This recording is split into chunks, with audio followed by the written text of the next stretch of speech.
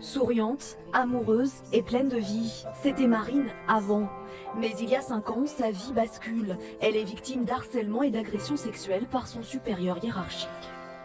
Il me faisait des phrases du type tu portes des strings. Pareil, notamment, un jour, mon mari m'avait acheté un rouge à lèvres à Noël. J'en ai porté pour aller au travail. Et il m'a dit, tu mets du rouge à lèvres rouge en l'occurrence. Et il m'a dit, t'es une coquine. C'est par la suite que ça s'est aggravé. Donc il y a eu 3 agressions. La jeune femme n'en parle ni à son mari ni à ses proches. Elle se mure dans le silence et très vite c'est la descente aux enfers. Elle multiplie les tentatives de suicide, prend 70 kilos et délaisse sa vie de couple. Professionnellement, son contrat n'est pas renouvelé. Elle perd son emploi, le rêve de sa vie.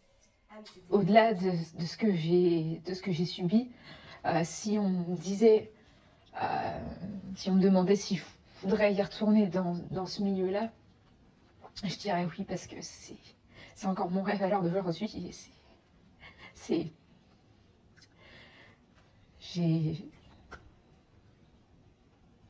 tout perdu. Après une année de silence, elle ose enfin parler. En 2013, elle dépose plainte. Un grand pas qui se solde par une désillusion. Sa plainte est classée sans suite. Mais Marine trouve la force de continuer à se battre. J'étais confrontée à mon agresseur, j'ai été expertisée psychologiquement, j'ai été réauditionnée plusieurs fois. C'est un parcours du combattant parce qu'il faut tout le temps apporter les preuves que j'étais pas une aguicheuse, que mon comportement était normal. J'ai rencontré entre deux une avocate qui m'a épaulée. Et l'affaire a été reprise par le doyen des juges d'instruction du Havre, donc qui a rouvert l'enquête.